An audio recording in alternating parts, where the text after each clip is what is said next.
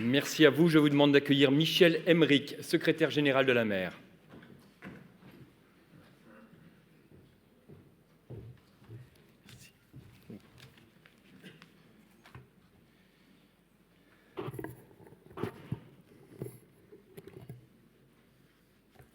Monsieur le maire, amiral, madame l'ambassadrice, merci, merci monsieur le maire pour votre accueil et merci pour l'organisation donc de cette 4e édition de Safer Seas. Je crois que nous y sommes tous particulièrement attachés et les différents participants aux tables rondes, aux ateliers vont précisément s'attacher à faire avancer ces dossiers de sécurité et de sûreté. Je voudrais bien sûr saluer aussi tous nos invités étrangers, de toutes les délégations présentes ici, et en particulier la délégation du Québec, avec laquelle nous allons construire donc un institut maritime franco-québécois, avec bien sûr le concours de l'Université de Bretagne occidentale. Donc ça aussi, c'est un point à noter, puisque cet institut s'intéressera à différents sujets scientifiques, de recherche, mais aussi concrètement de sécurité et de sûreté. Alors, monsieur le maire, d'abord, vous nous accueillez dans votre ville de Brest, métropole, et là aussi, je crois que dans votre présentation, vous avez bien noté ce cluster maritime brestois, avec bien sûr la préfecture maritime, l'Ifremer, le CEREMA, le port de plaisance, le port de commerce, le CHOM, différents pôles qui sont vraiment à l'image de cette France maritime qui se construit. Alors je crois que cette politique maritime intégrée, vous recevrez après-demain le commissaire aux affaires maritimes, M. Vella. Il développera certainement le concept de politique maritime intégrée. Et donc, comme ça a été dit par mes deux prédécesseurs, cette politique maritime intégrée s'appuie sur 3 piliers.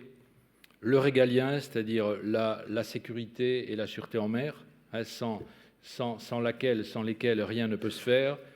L'économique, bien sûr, avec cette croissance bleue qui est porteuse de valeurs et d'emplois et d'activités futures. Et puis, bien sûr, la préservation des milieux, la préservation des milieux marins. Voilà.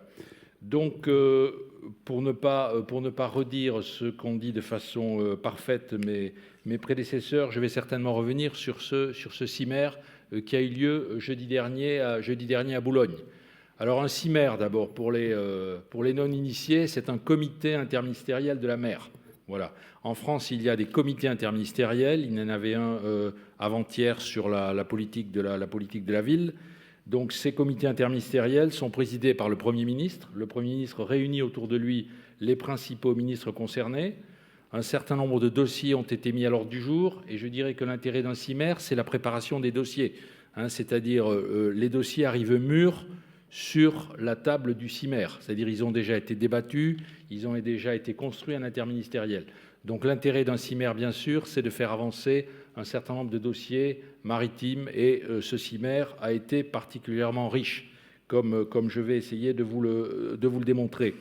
Alors ces CIMER, c'est un exercice relativement rare, c'est ce qui en fait également le prix, puisque le dernier CIMER avait eu lieu le 2 décembre 2013, présidé par Jean-Marc Ayrault, et donc ce CIMER a eu lieu le 22 octobre 2015, donc soit un peu moins de 2 ans après. Voilà.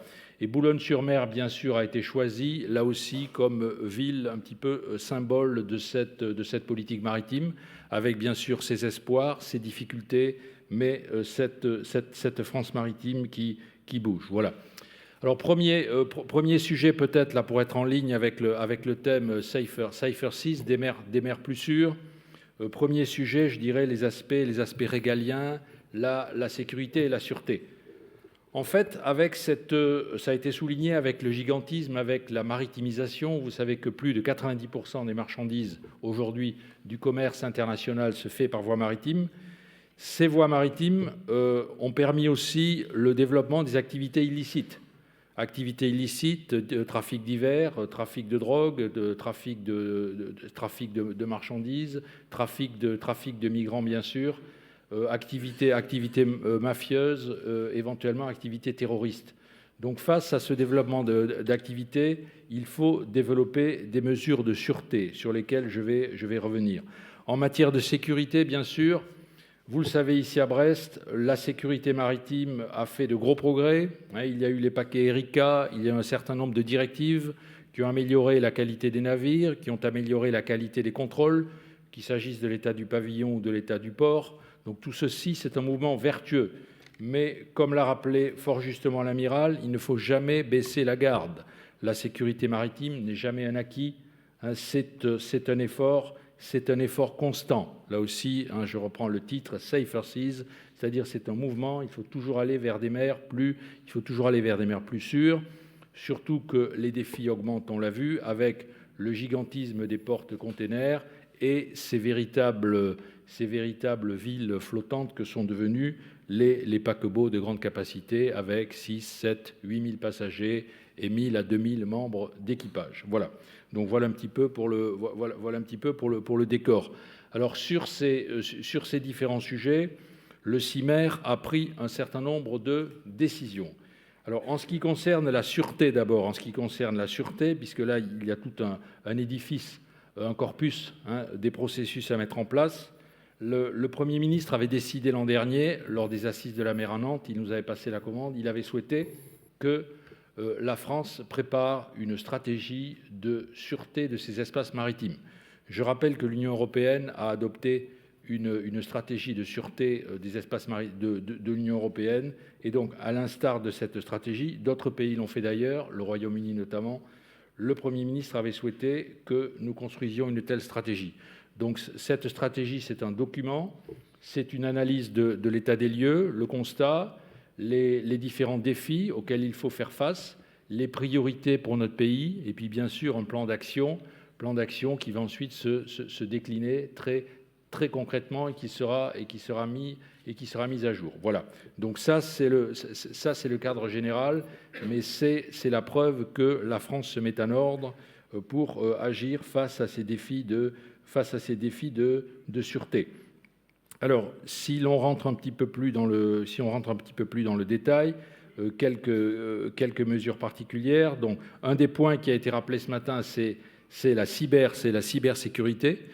Donc, la lutte contre la cybercriminalité en mer, puisqu'il est désormais possible, là aussi, de prendre à distance, comme ça peut se faire pour un avion ou comme ça peut se faire pour une automobile, de prendre le contrôle d'un navire. Donc ça aussi, donc là, les différentes administrations concernées, qu'il s'agisse donc du ministère de la Défense, du secrétariat général de la mer, du ministère de l'écologie et du développement durable, du ministère des Affaires étrangères, et de l'ANSSI, tous les ministères vont travailler en commun pour mettre en place une réponse à la cybercriminalité. Donc premier point à souligner.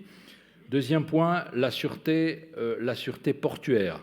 Vous savez que dans les ports, les navires sont soumis au code ISPS, qui est le code international de sûreté. Les ports sont également soumis à ce code ISPS, mais il faut des moyens de surveillance et de contrôle. Donc la France souhaite mettre en place donc des pelotons de sûreté maritime et portuaire qui sont armés soit par des gendarmes maritimes, soit par des policiers. Et donc les grands ports maritimes français doivent être dotés progressivement de pelotons de sûreté maritime et portuaire. Donc là aussi, le Premier ministre a rappelé cette priorité, donc pour lutter contre les atteintes à la sûreté. Troisième point important, c'est la lutte contre les trafics. Alors peut-être un zoom particulier sur les trafics de ce qu'on appelle le narcotrafic, les trafics de drogue en mer. Donc là aussi, le préfet maritime en a parlé. Il ne se passe pas une semaine, il ne se passe pas quasiment une journée dans la vaste zone économique exclusive française ou en haute mer, où les moyens de l'action de l'État en mer n'est à lutter contre des narcotrafics.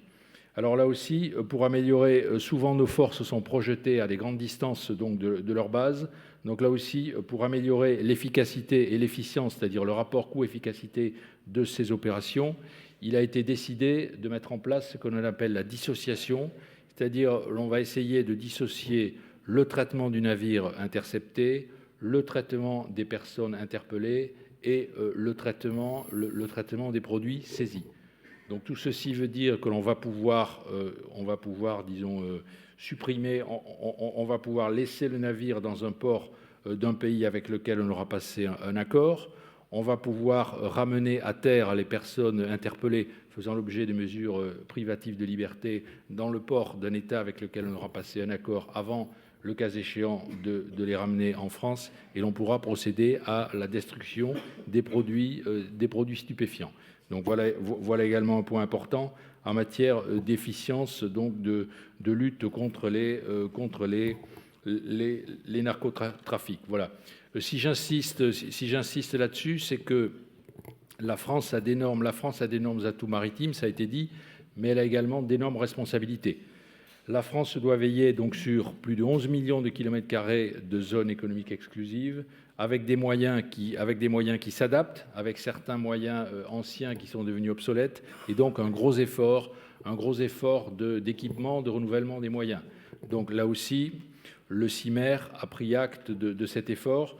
Je rappelle qu'au cours des dernières années, récemment, le ministère de la Défense a dépensé plus de 250 millions d'euros pour renouveler les moyens qui concourent à l'action de l'État en mer. Je peux citer ici notamment les quatre bâtiments multimissions qui seront déployés outre-mer, les nouveaux patrouilleurs qui seront déployés en Guyane à titre d'exemple. Donc là aussi, un gros effort financier donc pour améliorer les capacités de surveillance en mer et en particulier outre-mer. Voilà. Alors, deuxième point sur lequel je ne vais pas trop m'étendre, parce que je pense que le secrétaire d'État, M. Vidalis, y reviendra donc dans les jours qui viennent, c'est la croissance bleue.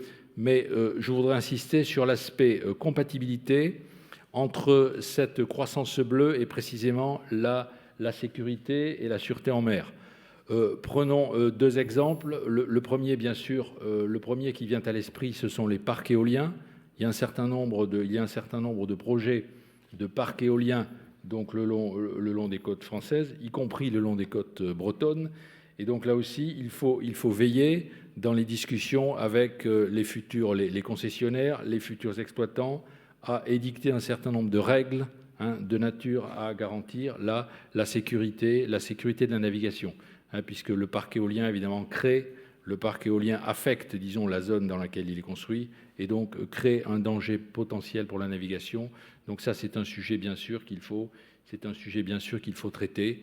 Il faudra traiter également la pose d'hydroliennes, la pose de dispositifs sous-marins susceptibles de produire, de générer de l'énergie. Donc tout ceci, évidemment, doit se faire de façon harmonisée pour concilier ces différents usages. Voilà. Alors j'en viens bien sûr à l'affaire de la conciliation des différents usages de la mer. Donc c'est ce que l'on appelle la planification des espaces maritimes.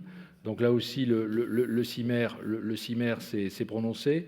Donc il ne s'agit pas, là, pour répondre à vos soucis qui ont été exprimés, il ne s'agit pas de cadastrer la mer, mais il s'agit de faire concilier les différents usages de la mer, qu'il s'agisse des usages traditionnels, le transport, la pêche, les activités militaires, avec les usages nouveaux, c'est-à-dire par exemple les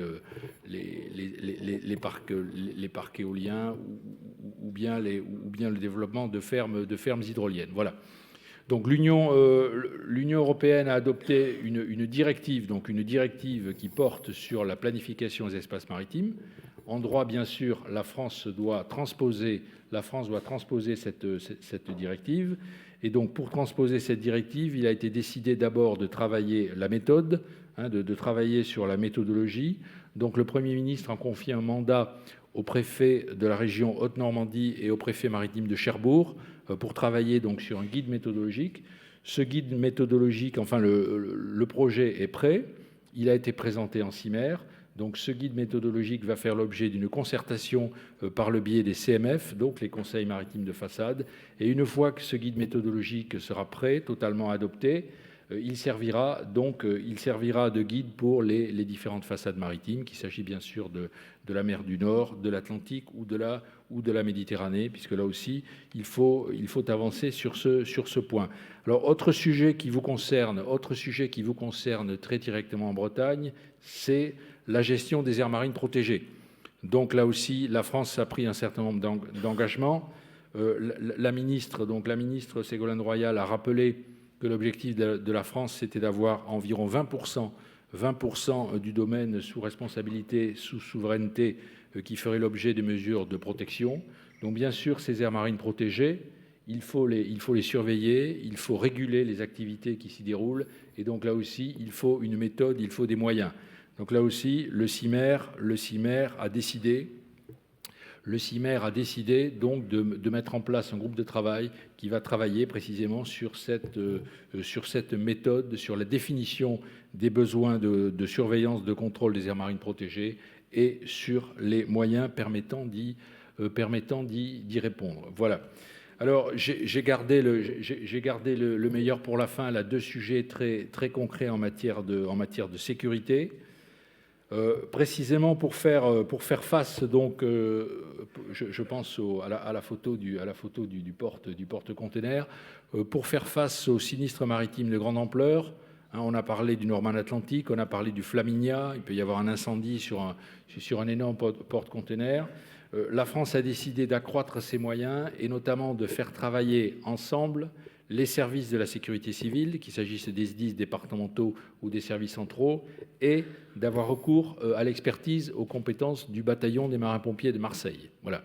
Donc, un groupe a été lancé entre la Direction générale de la sécurité civile et le bataillon des marins-pompiers de Marseille, donc un accord bien sûr avec les ministres de la Défense et de l'Intérieur, et travaille donc sur la mise en place on va appeler ça une force de projection spécialisée pour faire face donc aux sinistres de grande ampleur. Donc ça aussi, c'est une avancée, c'est une mise en commun donc interministérielle de moyens. Je rappelle également pour les représentants des instances européennes ici que l'Europe a mis en place un système qui s'appelle C6 et qui permet là aussi de faire appel, alors au-delà des moyens bien sûr de l'Agence européenne de sécurité maritime, qui permet de faire appel à des concours, disons, de moyens de pays étrangers lorsqu'il y a un sinistre de grande ampleur. Voilà. Et enfin, ça c'est le mot de la fin. Je sais combien vous, Bretons, êtes attachés à la Société nationale de sauvetage en mer.